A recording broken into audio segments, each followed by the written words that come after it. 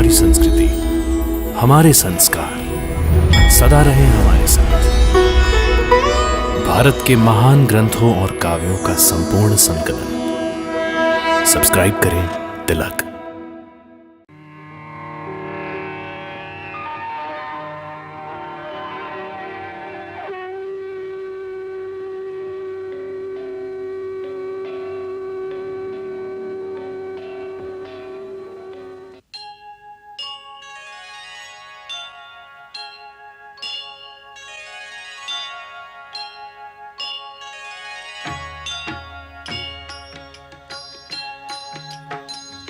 सीताराम चरित अति पावन, मधुर सरस अरु अति मन भावन।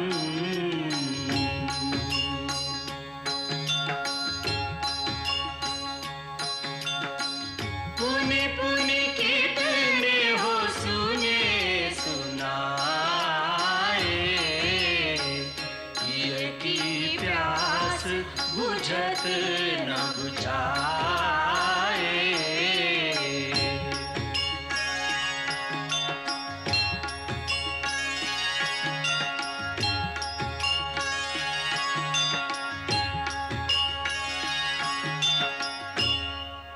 की दुहाई है, मुझ पर अत्याचार किया गया है महाराज। लंकेश्वर महाराजा रावण की दुहाई है। क्या हुआ शूर्पणखा?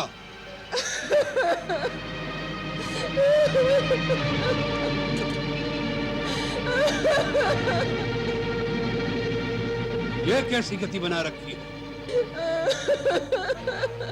तुम्हारी नाक पर ये घाव कैसा? ये घाव नहीं है, तलवार से प्रहार किया गया है। क्या? तलवार से प्रहार?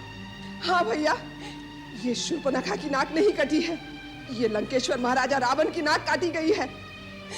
आप यहाँ राग रंग में भूले बैठे हैं कि शत्रु ने आपकी सीमा पर आक्रमण करके आपकी अग्रिम छावनी को विध्वंस कर दिया है। छावनी को विध्वंस कर दिया है? तो जनस्थान में बैठे खरदूषण क्या कर रहे हैं? खरदूषण युद्ध में मारे गए हैं। उनको मारना तो काल के लिए भी असंभव था। किसने किया यह दुस्साहस? एक मानव ने। एक मानव ने? असंभव। खर और दूषण दोनों शक्ति, बल और पराक्रम में हमसे किसी प्रकार कम नहीं है। एक मानव ने उन्हें मार डाला, इस बात को हम विश्वास नहीं करते। अकंपन, तुम चुप क्यों हो? शूर्पणखा कहती है, क्या ये सत्य है? हाँ, ये सत्य है महाराज। इसका अर्थ है कि यह सब देवताओं का षड्यंत्र है। एक मानव की आड़ लेकर उन्होंने हमारी सीमा पर आक्रमण किया है। कौन कौन देवता थे उनके साथ? इंद्र अवश्य आया होगा।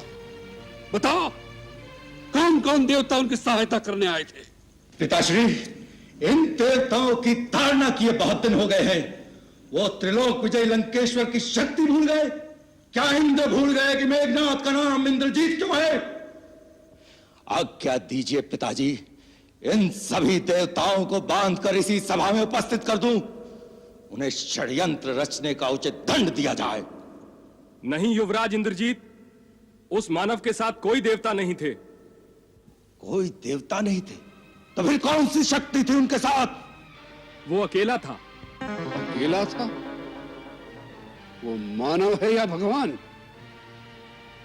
स्वयं भगवान विष्णु के लिए भी अकेले ऐसा साहस करना कठिन हो सकता है। हाँ भैया, वो है तो मानव ही, लेकिन कोई अलौकिक मानव दिखता है। उसका छोटा भाई भी साथ है। दोनों के रूप में ऐसी मोहनी है कि एक बार देख लो तो दृष्टि हटाने को जी नहीं चाहता। उनके साथ एक स्त्री भी है, जिसके रूप को एक बार देख लो तो कामदेव भी मोहित हो जाए। कोई देवांगना, अप्सरा, गंधर्व, किन्नर अथवा नाग कन्या भी उसकी सुंदरता को जीत नहीं सकती। शूर्पणखा, तुम मुझे इस समय उनके और उनकी स्त्री के रूप की मोहिनी की अनर्गल बातें न सुनाओ। मुझे उस मानव की शक्ति और बल पर विचार करने दो। मुझे सोचने दो कि किस कारण उसने रावण की शक्ति को ललकारने का साहस किया है। इसके पीछे क्या भेद है? वही तो मैं कह रही हूँ। उसका भेद केवल इतना ही है कि जब मैंने उस स्त्री को देखा तो मैंने सोचा जिस प्रकार संसार की हर उत्तम वस्तु महाराजा रावण के पास है, उसी प्रकार इस नारी को भी लंकेश्वर के राजमहल की शोभा होना चाहिए। यह सोचकर ही मैं उस नारी को आपके लिए उठाने गई कि दोनों भाइयों ने मुझ पर आक्रमण करके मेरी ये दुर्दशा कर दी। जब मैंने कहा कि मैं लंकापति रावण की बहन हूं, मेरी हंसी उड़ाई गई। उतना ही नहीं, मेरे नाक को काटकर आपको चुनौती भेजी है और कहा है कि जाकर अपने भाई से कह दो कि अपनी वीरता पर इतना अभिमान है तो स्वयं आकर ले जाए सुंदरी को, नहीं तो अपनी नकली बहन के आंचल में मुंह छुपाकर लंका से भी भाग जाए। बस करो शूर्पणखा। क्षमा करें महाराज, मेरा हृदय अपमान की ज्वाला से धड़क रहा है। उन्होंने आपकी बहन के नाक काटकर असुरों को एक तरह से चुनौती भेजी है, आपकी वीरता को ललकारा है। अगर आप में आत्मसम्मान की भावना है तो आज ही उस स्त्री को छीनकर उनसे ले आइए और उन दोनों मानवों को मेरे हवाले कर दीजिए ताकि मैं उन दोनों को अपनी इच्छा अनुसार दंड दूं। तभी मेरे इस अपमान का बदला पूरा होगा। शूर्पणखा, हम तुम्हारे अपमान और अपने भाइयों की मृत्यु का बदला लेना हमारा प्रथम कर्तव्य समझते हैं, अन्यथा संसार के लोग हमारी हंसी उड़ाएंगे। अकंपन, कौन है वो मानव जिन्होंने अपनी मृत्यु का आवाहन किया है, हमारे भयंकर जनस्थान का विनाश किया है। हमारा अपराध करके इंद्र, कुबेर, यम और स्वयं विष्णु भी चैन से नहीं रह सकते। जो रावण काल का भी काल है, अग्नि को भी भस्म कर सकता है, मौत को भी मार डालने की शक्ति रखता है, उसके रास्ते में आने का साहस किसने किया और क्यों किया? महाबली लंकेश्वर, वो कौशल देश के राजा दशरथ के पुत्र हैं राम और लक्ष्मण। वे बड़े ही यशस्वी और तेजस्वी दिखाई देते हैं। उनके बल और पराक्रम की कोई तुलना नहीं है। सारे संसार के धनुर्धारियों में वो सर्वश्रेष्ठ माने जाते हैं। उन्हें दिव्य अस्त्रों के प्रयोग का भी पूर्ण ज्ञान है। ऐसा लगता है कि समस्त ऋषियों और समस्त देवताओं के द्वारा सिद्ध किए हुए दिव्यास्त्रों पर उनका पूर्ण अधिकार है। वो युद्ध कौशल में भी प्रवीण हैं। इसी कारण युद्ध के दौरान अकेले राम के ही हाथों परमवीर खर और दूषण वीर गति को प्राप्त हुए। उन्हें माया की विद्या भी पूरी तरह आती है। इसी कारण हमारे राक्षस सैनिक भय से व्याकुल होकर जिस जिस ओर भी जाते हैं, वहां वहां वो श्री राम को अपने सामने खड़ा हुआ पाते हैं। उनके मोहनी अस्त्रों की माया से हमारे राक्षस सैनिक एक दूसरे को राम समझकर आपस में ही लड़ लड़ कर मर गए। वो इतने वीर हैं तो उनकी वृत्ति धर्म विरुद्ध नहीं हो सकती। फिर उन्होंने बिना कारण हमारे जनस्थान पर आक्रमण करके उसका विनाश क्यों किया? महामना, उन्होंने आक्रमण नहीं किया। आक्रमण तो हमारी सेना ने उन पर किया था। हमारी सेना ने उन पर आक्रमण किया और हार गए, इसमें उनका कोई दोष नहीं। और इससे पहले उन्होंने हमारा कोई अपराध भी नहीं किया था। लगता है उन पर आक्रमण करना अनुचित था। विभीषण जी, आप इस बात पर भी ध्यान दें। पिछले कई वर्षों से इन दोनों राजकुमारों ने दंडकारण्य में ऋषियों और मुनियों की रक्षा का उत्तरदायित्व तो अपने ऊपर ले लिया था। इनका आश्चर्य पाकर ऋषि और मुनि वनों में निर्भय होकर विचरने लग गए हैं। उनकी करनी ऐसी जान पड़ती है जैसे ये पृथ्वी को राक्षसों से रहित कर देंगे। उन्होंने विराट जैसे बहुत से बलवान राक्षसों को भी मार डाला है, जो अपने आहार की खोज में तपोवन में जाकर ऋषियों मुनियों का भक्षण करके जीते थे। इस दोष के लिए वो अवश्य ही दंड के भागी हैं। हर दूषण ने उन पे आक्रमण करके उचित ही किया था। यह केवल आवेश की बात है युवराज इंद्रजीत। बुद्धि का तर्क इसके विपरीत होगा। सबसे पहली बात तो यह कि उन्होंने अपनी सीमा के अंदर अपनी प्रजा की रक्षा की थी, जिसका उन्हें पूर्ण अधिकार था। दूसरे, जिनके शौर्य का बखान हम पहले से सुनते आ रहे थे, उनके बलाबल की पूरी जांच किए बिना हमारे सेनापति खर और दूषण ने केवल एक स्त्री के भड़काने पर धावा बोलकर अपनी सेना का सारा नाश कर दिया। इससे बड़ी भूल और क्या हो सकती है? विभीषण भाई, तुम हाथों में चूड़ियां पहनकर बैठ जाओ और फिर तर्क करो। ऐसे किसी की बहन की ऐसी दुर्गति हो जाए और वो नीति और अनीति की बात सोचे, ऐसी संस्कृति किसी वीर जाति की कदाचित नहीं हो सकती। अंधी वीरता किसी काम की नहीं होती। अंत में नीति और धर्म की ही विजय होती है। विभीषण, वीर पुरुष अपनी आन और शान के साथ जीता है। वह तुम्हारी तरह इस भय से आशंकित नहीं रहता कि कहीं ऐसा ना हो जाए, वैसा ना हो जाए। हमारी राक्षस जाति सबसे उत्तम है। किसी मानव को उस उत्तम जाति पर हाथ उठाने का साहस हो, उससे पहले हम उसका हाथ काट देंगे। फिर उन्होंने तो हमारी बहन को अपमानित किया है, हम इसी समय उन पर आक्रमण करके बदला लेंगे और उनकी स्त्री को अपनी रानी बनाएंगे और उन दोनों वनवासियों की बोटी बोटी काटकर अपने राक्षसों में बांट देंगे। मेरी भूल क्षमा करें महाराज, मेरी सम्मति में आपका उन पर सीधा आक्रमण करना उचित नहीं होगा। दो मानवीय राजकुमारों से स्वयं लंकापति रावण का युद्ध करना उसकी मर्यादा के अनुकूल नहीं होगा महाराज। परंतु जब वो खर और दूषण जैसे पराक्रमियों का सेना सहित संहार कर सकते हैं, तो स्वयं रावण का जाना ही उचित होगा। महाराज, यदि आपने दो मानवों को जीत भी लिया तो इसमें आपकी क्या शान होगी? और यदि उन्होंने खरदूषण की भांति आपको किसी प्रकार की क्षति पहुंचाई तो लंकेश्वर की कीर्ति को धब्बा लग जाएगा। मेरी माने तो आप छल से उसकी स्त्री को हर लें। राम अपनी स्त्री को अत्यधिक प्रेम करता है। उसके छिन जाने पर उसके शोक में वह स्वयं ही अधमरा हो जाएगा। फिर आपका कोई भी सेवक उसकी जीवन लीला को समाप्त कर सकता है। महाराज, सेनापति अकंपन की बात विचार करने योग्य है, परंतु यह नीति विरुद्ध है। कुछ नीति विरुद्ध नहीं है लंकेश्वर। उन उद्दंड वनवासियों ने आपकी बहन पर घात किया है, एक स्त्री पर शस्त्र प्रहार किया है। आप भी प्रतिघात कीजिए, उनकी स्त्री का मान मर्दन करके अपनी बहन का बदला लीजिए भैया।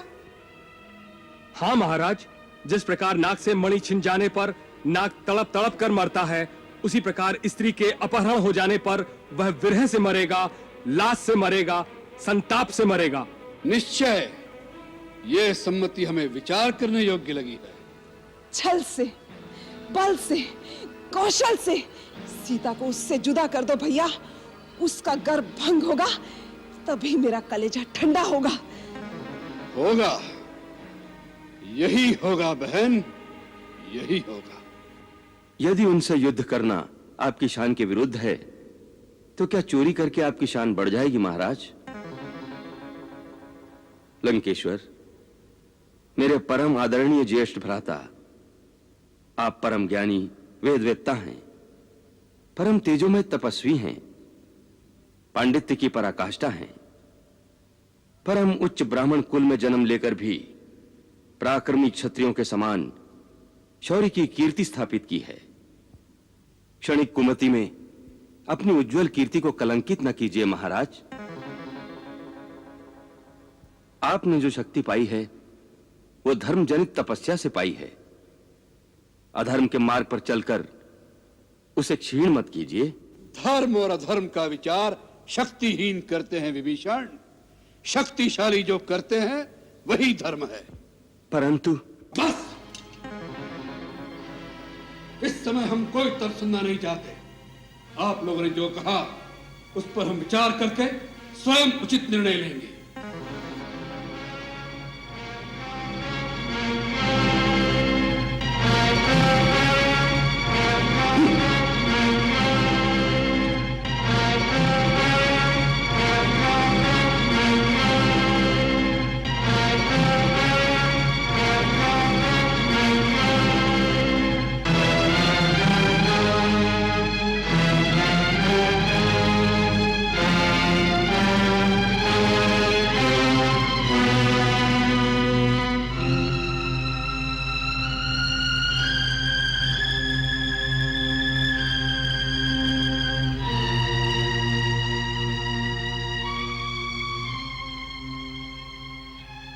भैया, इसमें इतनी सोचने की आवश्यकता नहीं है।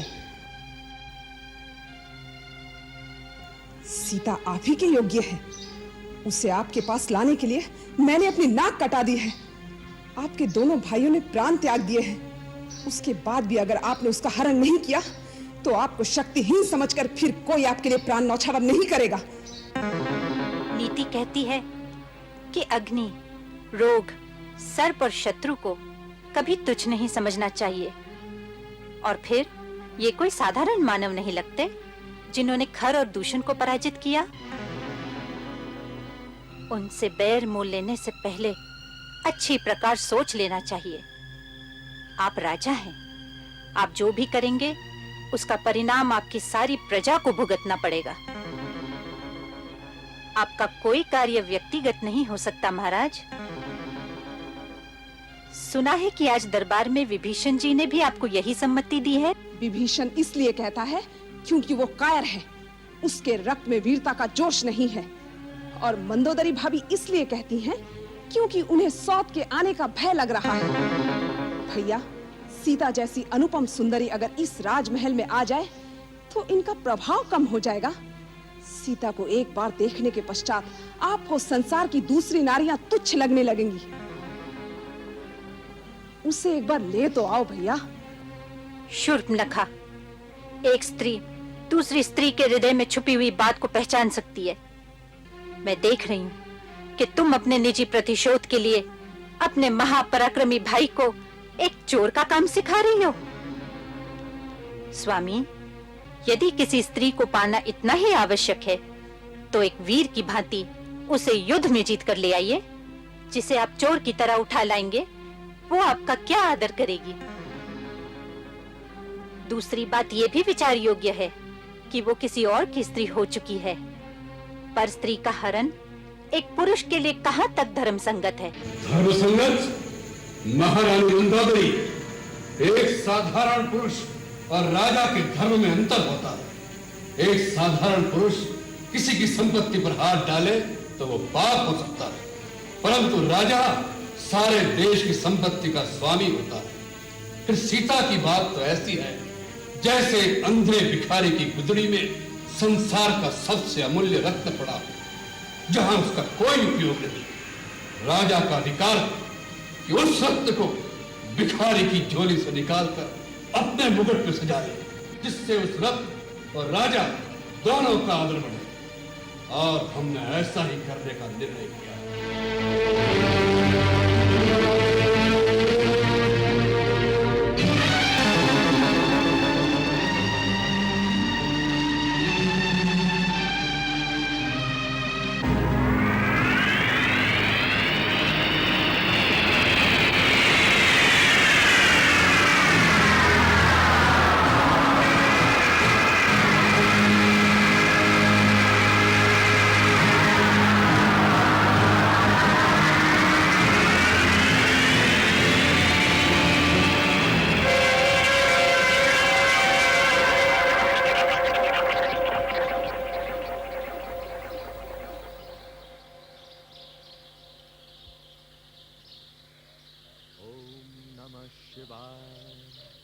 ओम नमः शिवाय, ओम नमः शिवाय, ओम नमः शिवाय।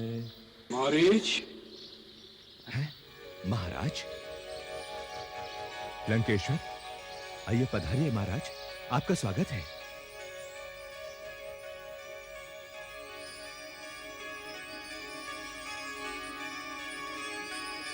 महाराज, आसन ग्रहण कीजिए।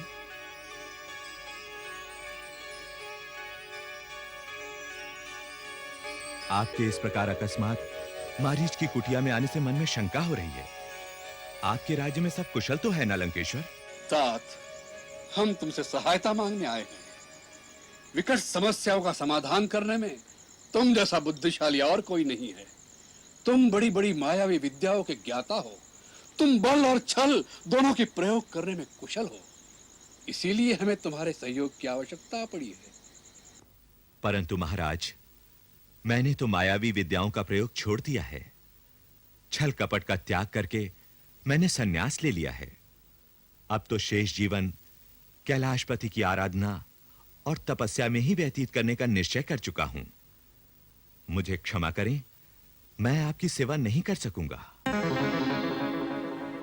मारीच, राजा जब प्रार्थना करता है उसका अर्थ है वो आज्ञा दे रहा है। उसकी प्रार्थना स्वीकार न करने का अर्थ है राजा की अवज्ञा। और रावण की अवज्ञा का परिणाम तुम जानते ही होगे। इसीलिए हम जैसा कहते हैं वैसा ही तुम्हें करना होगा। आप बहुत अशांत लग रहे हैं लंकेश। कहिए, आपकी चिंता का कारण क्या है और उसके लिए मुझे क्या करना होगा? मारीच, एक मानव ने हमारी छावनी को विध्वंस कर डाला है, खर और दूषण को मार डाला है। एक मानव ने? कौन है वो? सुना है अयोध्या का कोई राजकुमार है, राम, जो अपने छोटे भाई लक्ष्मण और अपनी पत्नी सीता के साथ पंचवटी में रहने आया है। उसने हमारी प्यारी बहन शूर्पणखा का भी अपमान किया है, उसकी नाक काट कर उसे कुरूप बना डाला है। हमने मन में ठान लिया है, जिसने हमारी बहन का रूप बिगाड़ा है, हम उसकी रूपवती स्त्री को उससे छीन लेंगे, हमारी रानी बनाएंगे, हम सीता का अपहरण करेंगे। इसलिए हमें तुम्हारी सहायता की आवश्यकता है। मेरी सहायता? हाँ, तुम अपनी माया से एक अद्भुत स्वर्ण मृग का रूप धारण करो, जिसके सींग सोने के हो, जिसका चरम सुनहरी हो, ऐसा जैसा कभी किसी ने देखा ना हो। तुम्हें देखकर राम और लक्ष्मण भी शिकार के लिए भागेंगे। यदि वो न निकले तो सीता उन्हें अवश्य तुम्हारे शिकार के लिए भेजेगी। उस समय मैं उसे कुटिया में से उठा लाऊंगा। देखो, उस सुंदरी का कैसा सौभाग्य है कि वन की कुटिया में से सीधी लंका के राजमहल में पहुंचने वाली है। उसका सौभाग्य है या नहीं, परंतु आपका दुर्भाग्य अवश्य उदय हो रहा है महाराज रावण। क्या? हाँ लंकेश, आप जिसे एक छोटे से राज्य का कोई साधारण राजकुमार समझ रहे हैं, उस राम की महिमा आप नहीं जानते। मुझे लगता है कि कोई सचमुच आपका परम शत्रु है, जिसने आपको यह सलाह दी है, क्योंकि इस दुष्कर्म के बाद आप कुल समेत नष्ट हो जाएंगे। लंका की ईंट से ईंट बच जाएगी। आप मेरी मानिए तो ये सब कुछ भूलकर लंका वापस चले जाइए। आपके रंग महल में एक से एक सुंदर रानी है, उन्हीं के साथ आनंद का जीवन बिताइए। सीता रूपी ज्वाला को हाथ मत लगाइए, नहीं तो सब कुछ भस्म हो जाएगा। कायर, डरपोक, शत्रु की महिमा का बखान करके रावण को डराने की चेष्टा कर रहे हो।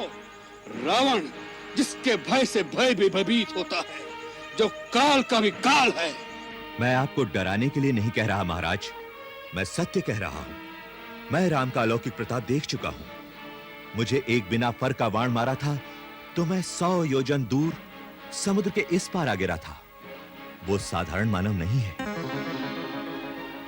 इतना तो सोचिए कि जिसने ताड़का और सुबाहु का वध किया, शिव के जिस धनुष को बड़े से बड़ा महाबली नहीं हिला सका था, उस धनुष को सहज ही में तोड़ डाला। खर और दूषण जैसे योद्धाओं को उनकी विशाल सेना के साथ समाप्त कर दिया। वो क्या साधारण मानव हो सकता है? महाबली, आप उनसे शत्रुता का विचार छोड़ ही दीजिए। इसी में आपका और आपके राज्य का भला है। मारीच, हम तुमसे उपदेश लेने नहीं आए। जिसने तुम्हारी माता का वध किया, उसके लिए तुम प्रीति दिखा रहे हो। प्रीतिवश नहीं राजन, मैं विनाश के भय से ये सब कह रहा हूं। है? तुम किसे डराने की चेष्टा कर रहे हो? यदि राम साधारण मानव नहीं है, तो क्या रावण साधारण पुरुष है? रावण, जिसके डर से देवता भी कांपते हैं, जो कैलाश पर्वत को उठाने की शक्ति रखता है, स्वयं यमराज भी जिसका दास है। रावण अर्थात एको हम द्वितीयो नास्ति, न भूतो न भविष्यति। ये सब कुछ जो आप सुना रहे हैं वो सत्य है, परंतु ये मत भूलिए, ये सारी शक्तियां आपने पुण्य कर्मों से प्राप्त की हैं। और जब भी कोई अपनी शक्ति का प्रयोग पाप कर्मों में करने लगता है, तो वही शक्ति उसे धोखा दे जाती है। मैं आपका मामा भी हूं, इसीलिए आपको नीति की बात समझा रहा हूं। जो नारी अपनी इच्छा से ना आए, वो अग्नि की ज्वाला होती है। क्यों एक जलते हुए अंगारे को हृदय से लगाना चाहते हो? बस मारीच, उपदेश सुनने की आदत नहीं त्रिलोक विजयी रावण को। हम तीनों लोकों के राजा हैं। संसार की सभी सुंदर वस्तुओं पर हमारा अधिकार है। हमारे लिए कुछ पराया नहीं, सब कुछ हमारा है। हमें नीति मत सिखाओ। शक्तिशाली पुरुष जो करता है, वही नीति कहलाती है। शक्ति का सबसे विनाशकारी रूप भी यही है, जिसका आप प्रदर्शन कर रहे हैं। यही विनाश का मूल है राजन। तुम नीति की बातें करते हो और इतनी नीति भी नहीं जानते कि राजा के सामने तर्क नहीं करते। ऐसा राजा जो अपने हितैषियों की सम्मति सुनने को तैयार नहीं होता, वो स्वेच्छाचारी आतताई कहलाता है और अंततः नाश को प्राप्त होता है। क्या आपके बुद्धिमान मंत्रियों ने इस विषय में आपको कोई सम्मति नहीं दी? जिस राजा को अपने बाहुबल, अपनी शक्ति पर भरोसा नहीं होता, वही मंत्रियों की मंत्रणा के जाल में फंसा रहता है। मंत्रियों का काम है राजा की आज्ञा का पालन करना, आज्ञा देना नहीं। जो मंत्री अपना कल्याण चाहता है, उसे उचित है कि राजा के पूछने पर ही अपना मत प्रकट करे, वह भी नम्रता के साथ हाथ जोड़कर। राजा के सामने केवल अनुकूल, मधुर और प्रिय बात ही कहनी चाहिए। ऐसे राजा ही अपने दंभ और अहंकार से अपना सर्वनाश कर लेते हैं। केवल प्रिय वचन बोलने वाले तो चारों ओर मिलते हैं, अप्रिय परंतु हितकारी कहने और सुनने वाले दोनों दुर्लभ होते हैं। सुलभा पुरुषा राजन संतता प्रियवादिनः अप्रियश्च पश्यस्य श्रोता वक्ता च दुर्लभः। मारीच, हमें शास्त्र मत सुनाओ।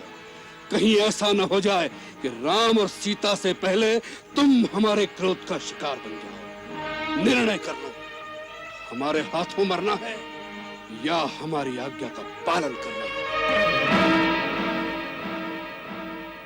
महाराज, हर प्रकार से आज मेरी मृत्यु निश्चित है, परंतु राजा के हाथों अपराधी होकर मरने से कलंक लगता है। इससे तो राम जैसे शत्रु के हाथों मरकर वीर गति तो प्राप्त होगी। चलिए महाराज, सेवक आपकी आज्ञा का पालन करेगा।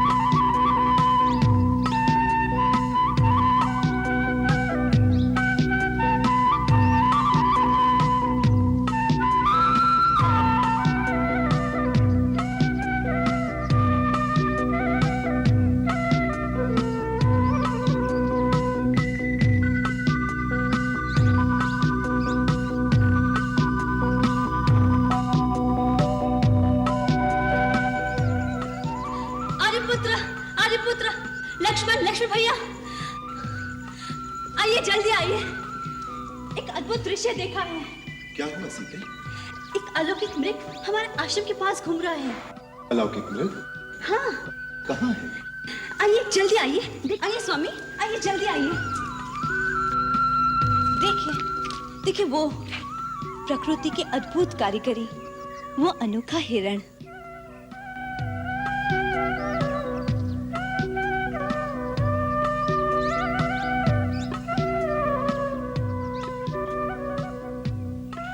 ऐसा विचित्र मृग कभी देखा है? इसके सींग देखिए, लगता है सोने के हैं।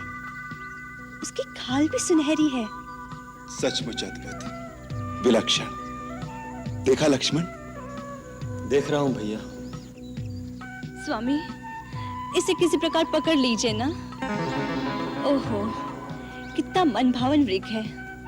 पकड़ ले। क्या करोगी कल्याणी? इसे अयोध्या ले जाएंगे। देखकर सब विस्मय से चकित रह जाएंगे। इसके पैरों में घुंघरू बांधूंगी जब महल में छम छम चलेगा तो माताएं कितनी प्रसन्न होगी। नहीं तो वनवास की स्मृति स्वरूप भरत भैया को भेंट दे दूंगी। जाइए ना, जल्दी पकड़ लाइए। लक्ष्मण, तुम्हारी भाभी की इच्छा पूरी करनी ही पड़ेगी। वास्तव में यह है भी बहुत सुंदर। इसका रूप अनूप ही इसका शत्रु बन रहा है। भैया, इसके प्रति भाभी का मोह हमें किसी संकट में न डाल दे। मुझे तो यह स्वर्णमग माया जैसे जान पड़ता है। ये प्रकृति के विरुद्ध है, अप्राकृतिक है, असंभव है। इस सृष्टि में असंभव कुछ नहीं है लक्ष्मण। जो कुछ भी तुम कल्पना कर सकते हो वो इस ब्रह्मांड में कहीं ना कहीं खड़ा जा चुका है। ज्ञानी और विज्ञानी भी सृष्टि का सारा रहस्य नहीं जानते। इससे ये सृष्टि मिथ्या नहीं हो जाती। परंतु भैया, जो प्रकृति के विरुद्ध है। प्रकृति के विरुद्ध कुछ नहीं होता लक्ष्मण। भरद्वाज मुनि के घर में पुत्र रूप में स्वर्ण शरीर वाले 7 हंस पैदा नहीं हुए थे। इसी प्रकार सहस्त्र कोटि रूपों में जीव मिलते हैं लक्ष्मण।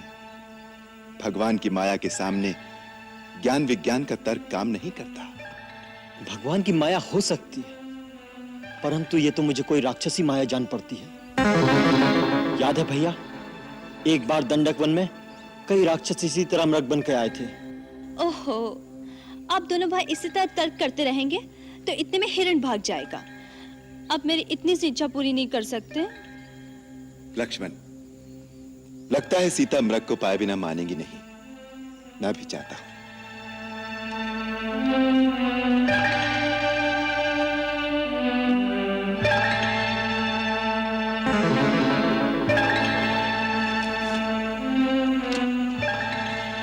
यदि मृग जीवित हाथ ना आया तो क्या हुआ? उसकी मृगचम कितनी सुंदर है, आपकी पूजा में आसन के काम आएगी।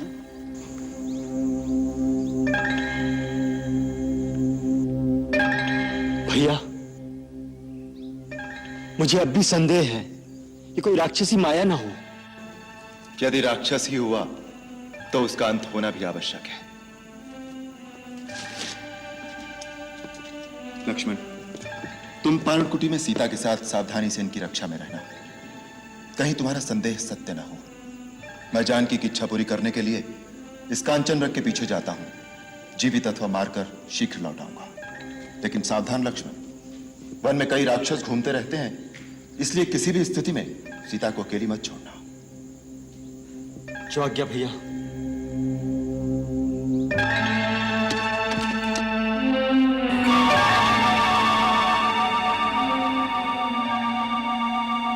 मंगल भवन अमंगल हारी, प्रभु सुदशरथ अजिर बिहारी।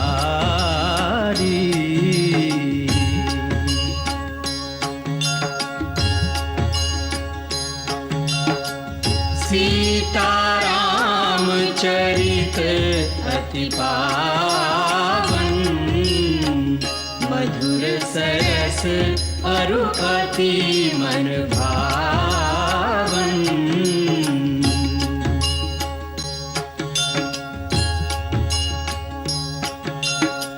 पुनि पुनि कितने हो सुने सुनाए, हिय की प्यास बुझत न बुझाए।